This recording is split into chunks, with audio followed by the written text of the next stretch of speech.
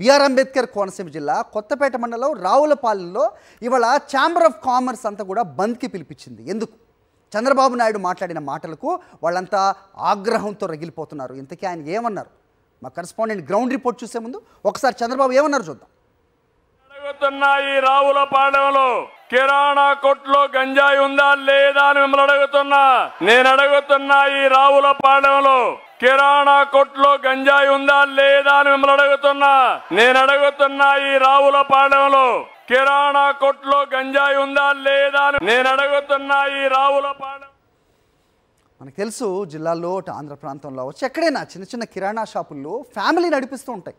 అంటే ఆ షాపులో ఉన్న మహిళలు అవ్వచ్చు, పిల్లలు అవ్వచ్చు, వాళ్ళు కూడా ఆ కిరాణా షాపుల్లో ఉంటూ ఉంటారు. వచ్చిన వాళ్ళకి సరుకులు ఇస్తూ ఉంటారు. అలాంటి షాపుల్లో గంజాయి అమ్ముతున్నారంటూ మొత్తం కుటుంబ వ్యవస్థనే కించపరుస్తూ మాట్లాడిన ఆయన మాటలు ఆయన విజ్ఞతకే వదిలేద్దాం అనుకుంటే కనుక రావులపాలెం ఛాంబర్ ఆఫ్ కామర్స్ మాత్రం అంత తేలిగ్గా తీసుకోవట్లేదు.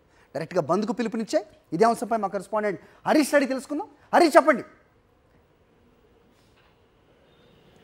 హరి, చంద్రబాబు సామాజిక వర్గాలనే కాదు వ్యవస్థలను కూడా ఎక్కడ విడిచిపెట్టకుండా నోటుకొచ్చినట్టు మాట్లాడడం జరుగుతుంది. రావులపాలెంలో డాక్టర్ బిఆర్ అంబేద్కర్ కోనసీమ జిల్లా రావులపాలెంలో 2 రోజుల క్రితం ఇక్కడికి ఒక సభ ఏర్పాటు చేయడానికి వచ్చిన చంద్రబాబు ఇక్కడ సభ పూర్తిగా ఫెయిల్ అయింది. దాంతో ఏం మాట్లాడుతున్నారో తెలియని పరిస్థితుల్లో చాలా వ్యాఖ్యలు చేయడం జరిగింది. అందులో ప్రధానంగా చేసింది రావులపాలెంలో ఉన్న వ్యాపారులు ఎవరైతే ఉన్నారో ఇక్కడ కిరాణా దుకాణాల్లో గంజాయి దొరకదా అని అడిగారు ఆయన. అంటే ఇక్కడ వ్యాపారులు ఏం అమ్ముతారనే విషయాన్ని బహిరంగంగా అలా మాట్లాడటంపై స్థానికంగా ఉన్న ఛాంబర్ ఆఫ్ కామర్స్ తీవ్రంగా మండిపడుతుంది. అసలు రావులపాలెం ప్రాసెసింగ్ గురించి, రావులపాలెం ఉన్న వ్యాపారస్తుల గురించి చంద్రబాబు ఈ రకంగా మాట్లాడడాన్ని ఏమాత్రం వాళ్ళు సహించట్లేదు. ఇవాళ రావులపాలెం బంద్కి పిలుపునివ్వడమే కాకుండా చంద్రబాబుపై పోలీస్ స్టేషన్ ఫిర్యాదు ఇవ్వడానికి కూడా సిద్ధమవుతున్నారు. ఏం చేస్తారు వాళ్ళని అడిగి తెలుసుకుందాం. చెప్పండి, అసలు చంద్రబాబు ఆ సభలో జనం ఏమైనా ఉన్నారా? ఎవరన్నా వచ్చారా? లేదా సభ పూర్తిగా ఫెయిల్ అయిందనే ఉద్దేశంతో ఏం వ్యాఖ్యలు చేశారు? ఏం మాట్లాడారు? ఈరోజు చంద్రబాబు నాయుడు ఎలాగైనా అధికారం చేపట్టాలని చెప్పి అన్ని పార్టీలని కూడా కలుపుకొని ఏదో రకంగా ముఖ్యమంత్రి అవ్వాలనే తపన తప్ప ప్రజాగళం యాత్రలో ఎక్కడికి వెళ్ళినా జనం లేక దాన్ని ఏదో రకంగా లోకల్గా ఉన్న క్యాండిడేట్ల మీద రుద్దాలనో తెలియదు, లేదు ఎవరన్నా ఇచ్చిన స్క్రిప్టో తెలియదు.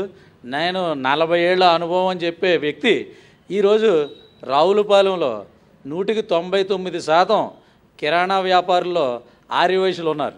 ఈ ఆర్యవైశ్యుల్ని కించపరిచే విధంగా కిరాణా షాపుల్లో రావులపాలెన్ని గంజాయి అమ్ముతున్నారని చెప్పి వారిని అవమానకరంగా మాట్లాడటం మా అందరినీ కూడా ఎంతో బాధించింది. దీనిపై వెంటనే నిర్ణయం తీసుకొని ఈరోజు రావులపాలెం ఛాంబర్ బంద్కు పిలుపునిచ్చాం. దీనిపై కఠిన చర్యలు తీసుకోవాలని చెప్పి పోలీసు వారిని కూడా కోరటం జరుగుతుంది ఈరోజు. ఎందుకంటే రావులపాలెం స్టేషన్లో ఈరోజు వరకు కూడా ఎంతో ఒక్క కేసు కూడా ఎప్పుడు కూడా వ్యాపారస్తుల మీద ఎప్పుడు కూడా నమోదు అవ్వలేదు.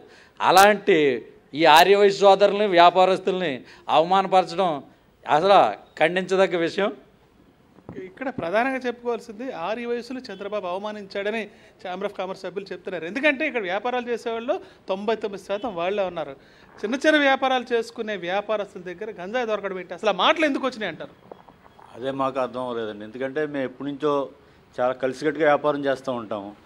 అలాంటిది ఈరోజు మీటింగ్లో రావులపాలెం కిరాణా షాపుల్లో గంజాయి అమ్ముతున్నారని చెప్పంటలోకి మా అందరికీ చాలా బాధ కలిగింది.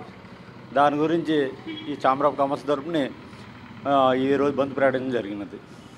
అసలు చంద్రబాబు వ్యాఖ్యని ఎలా చూస్తారు? ఏ రకమైన చర్యలు తీసుకోవాలని మొత్తం ఛాంబర్ ఆఫ్ కామర్స్ భావిస్తుంది? ఏ రకంగా ముందుకెళ్తారు? మా జీవితంలో రావులపాలెంలో కిరాణా షాపుల్లో కానీ ఏ విధమైన షాపుల్లో కానీ ఎప్పుడు అసంఘటిత కార్యక్రమాలు కానీ ఏమీ ఉండవు. మాకు ఏనాడు అందరూ కలిసికట్టుగా ఉండి వ్యాపారం చేయకుంటాం. ఏనాడు మేము ఏ విధమైన ఇబ్బంది కూడా పెట్టకుండా ఉంటాము. మేము మా అటువంటి సాఫీగా సాగే మా ఛాంబర్లో చంద్రబాబు నాయుడు గారు ఇలా మాట్లాడుతుంతో మాకు చాలా బాధ అనిపించింది. మాకు చాలా బాధ అనిపించింది. ఓకే హరీష్, చాలా బాధ అనిపించి మేము అందరు కలిసికట్టుగా ఉండి ఇవాళ హరి ఇది మొత్తానికి వీళ్ళు చెప్పేది మొత్తం ఇవాళ రావులపాలెం బంద్ ప్రకటించడమే కాకుండా దీని మీద పోలీస్ స్టేషన్లో ఫిర్యాదు కూడా చేస్తామని చెప్తున్నారు. ఇప్పటిదాకా ఆర్య వయసులు కానీ రావులపాలెం వ్యాపారుల మీద కానీ ఎవరు వ్యాఖ్యలు చేయలేదని, చంద్రబాబు చేసిన ఈ వ్యాఖ్యలు తీవ్రంగా ఖండించడంతో పాటు చర్యలు కూడా తీసుకునే ప్రయత్నం చేస్తామంటున్నారు. హరి రైట్ హరీష్.